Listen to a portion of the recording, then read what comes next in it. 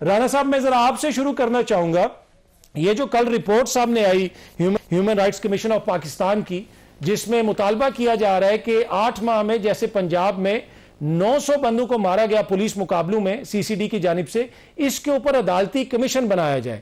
تو کیا آپ کی حکومت نے اس کے حوالے سے کوئی سوچ بچار کیا ہے؟ کیا کوئی کمیشن بن سکتا ہے؟ بسم اللہ الرحمن الرحیم.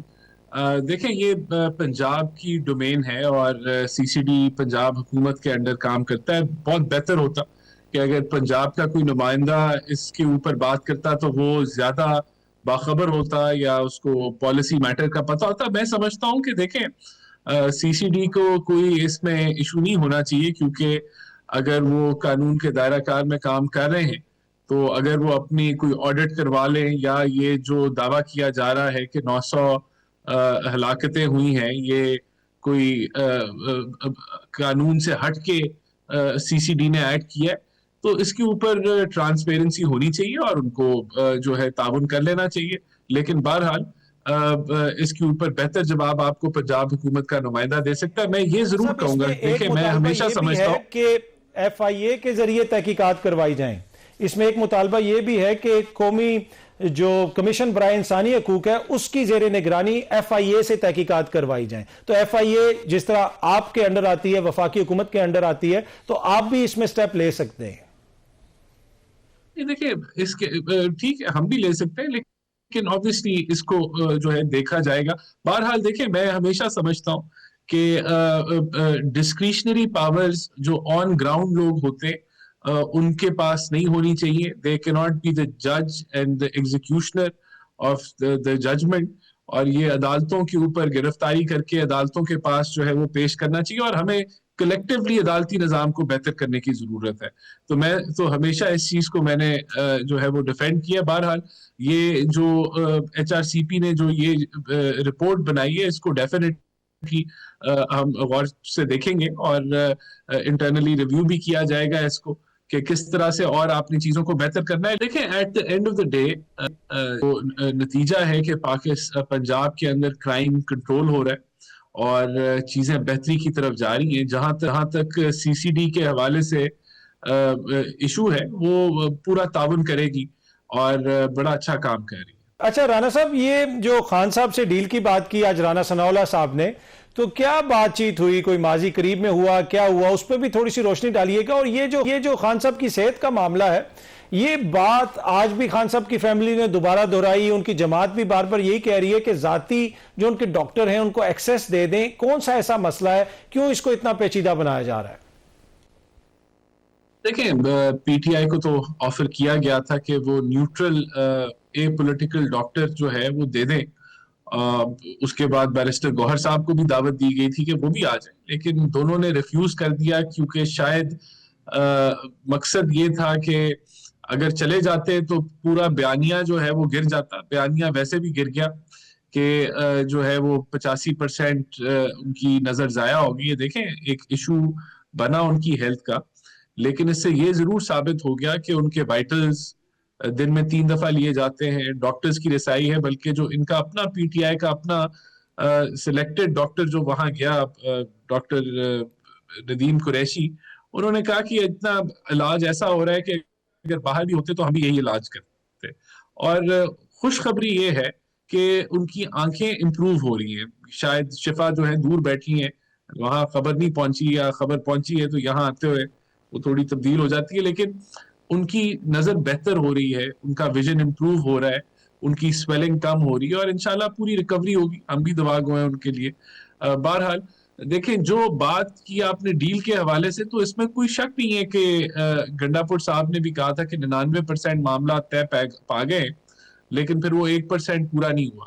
دیکھیں، ہم نے تو پرائم منسٹر نے بھی کہا کہ ہم تو گفتگو کرنا چاہتے ہیں، ہم تو سیاسی حل نکالنا چاہتے ہیں، لیکن obviously خان صاحب جو ہیں وہ سمجھتے ہیں، جس کا رانا صاحب نے بھی تذکرہ کیا کہ انقلاب شاید باہر تیار بیٹھا ہے، اور ان کو یہی فیڈ بیک دیا جاتا ہے کہ بس یہ سارے ابھی انقلاب آ جانا ہے.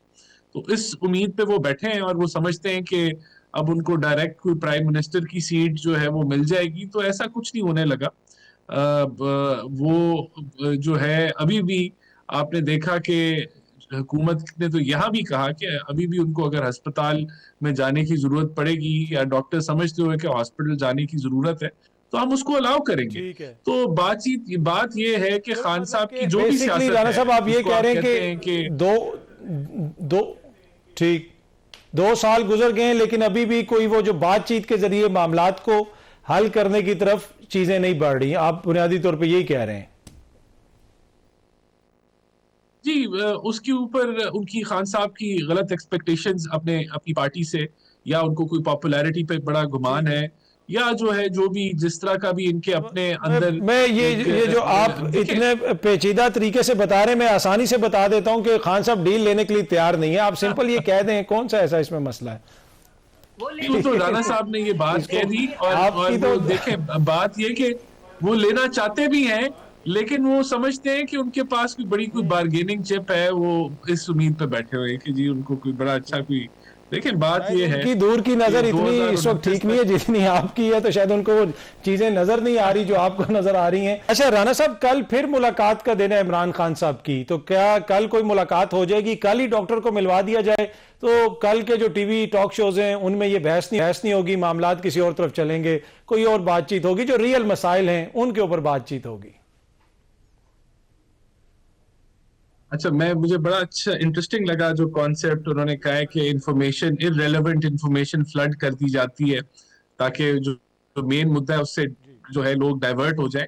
تو میرا جو ریلیونٹ انفارمیشن ہے وہ یہ ہے کہ خان صاحب کی بینائی 85% جا چکی ہے اور وہ واپس نہیں آئے گی اور ان کو سالٹری کنفائنمنٹ میں رکھا گیا ہے اور ان کے سارے حقوق مجروح کر دیے گئے ہیں.